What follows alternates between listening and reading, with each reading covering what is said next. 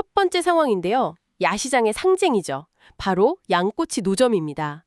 연기가 자욱하고 사장님은 쉴 새 없이 꼬치를 뒤집고 계시고요. 사람들 어깨를 막 비집고 겨우 가게 앞에 섰는데 뭐라고 말을 걸어야 할지 여기서부터가 난관이에요.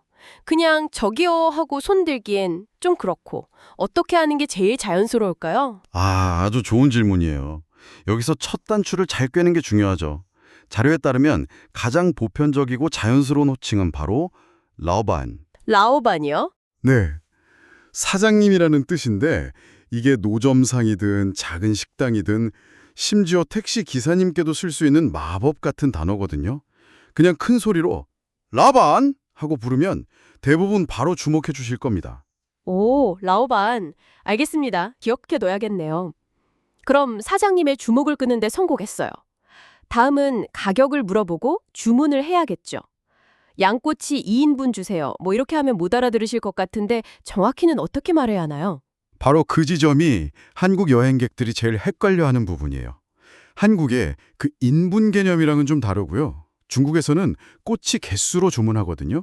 이때 쓰는 단위가 바로 촨입니다. 아, 촨. 네, 그래서 자료의 핵심 문장이 이렇게 나와요.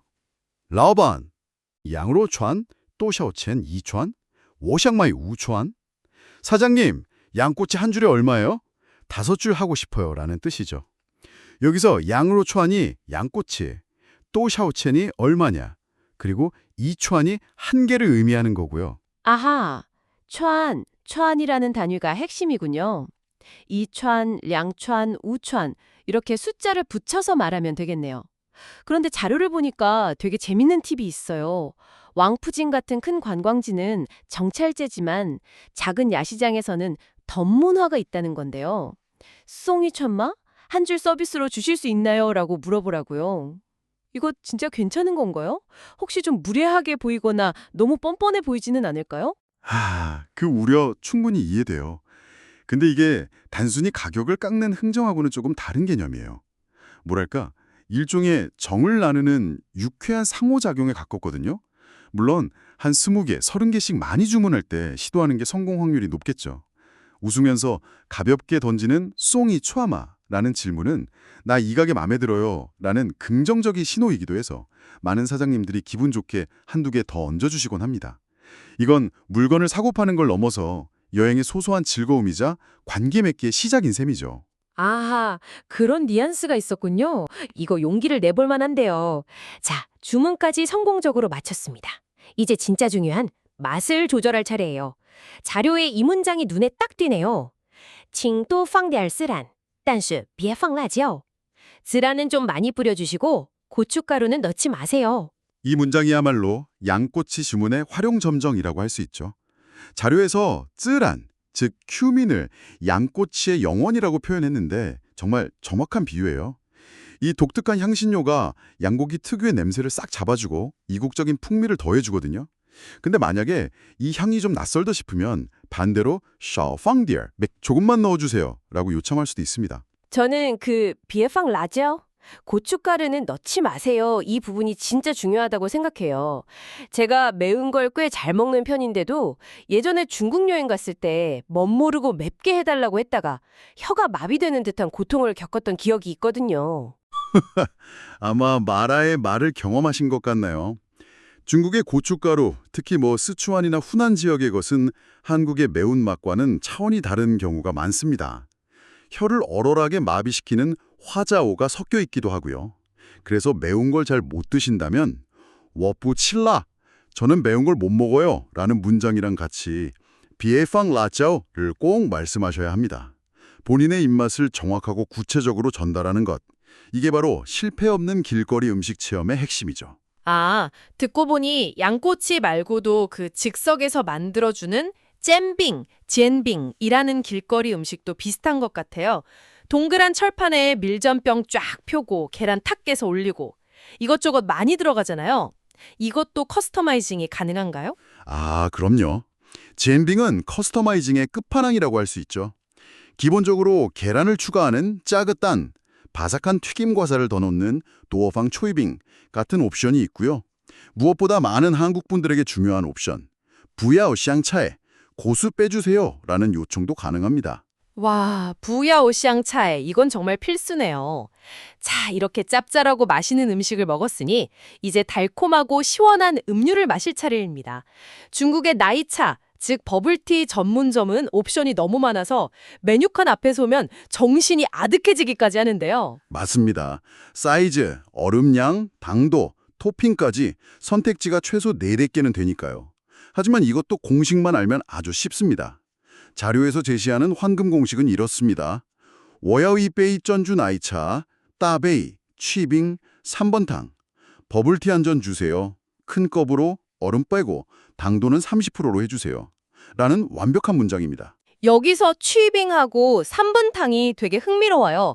한국에서는 보통 얼음 조금당한이라고 하지 얼음 빼고는 잘 안 시키는데 취빙이 보편적인 옵션인가요? 네, 매우 보편적입니다. 여기에는 재미있는 문화적 배경이 숨어 있어요. 자료에서도 언급하듯이 중국은 전통적으로 찬 음료나 찬물을 건강에 좋지 않다고 여기는 문화가 강하거든요. 한의학 영향으로 몸을 따뜻하게 유지하려는 경향이 있는데 이런 생활 습관이 현대의 카페 문화에도 그대로 반영된 거죠. 그래서 얼음을 완전히 빼달라는 취빙 요청이 아주 자연스러운 선택지 중 하나입니다. 오, 심지어 얼음을 빼면 음료의 양이 더 많아지는 실용적인 이점도 있고요. 와, 진짜요? 같은 값의 양이 많아진다니 이건 정말 꿀팁인데요? 당도 조절도 3분탕 30%, 반탕 50% 같이 세분화되어 있는 게 인상적이에요. 그냥 덜 달게가 아니라 수치로 정확하게 조절할 수 있다는 거잖아요. 바로 그겁니다. 이 세밀한 당도 조절 옵션은 현대 중국의 소비 문화를 보여주는 중요한 단면이에요. 이건 단순히 음료 한 잔에 대한 이야기가 아니거든요. 과거의 획일적인 대량 생산 시대에서 벗어나서 이제는 개개인의 취향과 요구를 철저히 반영하는 초개인화 시대로 접어들었다는 신호죠. 이 버블티 한 잔의 주문 과정 속에 거대한 중국 시장의 변화가 담겨 있는 셈입니다. 듣고 보니 그렇네요. 그리고 자료에 또 다른 현지인 팁이 있어요. 바왕 자지나 시차 같은 유명 브랜드는 줄이 엄청나다고 하던데 여행 가서 귀한 시간을 줄 서는데 다 쓸 순 없잖아요. 이때 위챗 미니 프로그램을 쓰라고 되어 있는데 위챗을 안 쓰는 사람들한테는 좀 생소한 개념일 것 같아요.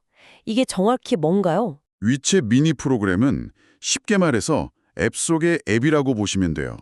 위챗이라는 중국의 국민 메신저 앱을 나가지 않고도 그 안에서 쇼핑, 주문, 결제, 예약, 거의 모든 걸 할 수 있는 기능이죠. 여행객이 이걸 활용한다면 매장에서 하염없이 기다리는 대신 미니 프로그램으로 미리 주문하고 견제까지 마친 뒤에 주변을 구경하다가 음료가 준비되었다는 알림이 오면 그때 찾으러 가면 되는 겁니다. 시간을 금처럼 쓰는 현대 중국의 라이프 스타일을 직접 체험해 볼 수 있는 아주 좋은 기회이기도 하고요. 정말 스마트하네요. 자, 이제 양꼬치와 나이차를 손에 들었습니다. 마지막 관문, 가게를 떠나기 전에 마무리 단계가 남았어요. 그렇죠. 음식을 건네주면서 사장님이 거의 반사적으로 이렇게 물어볼 겁니다. 나저 치 할시 따뻥.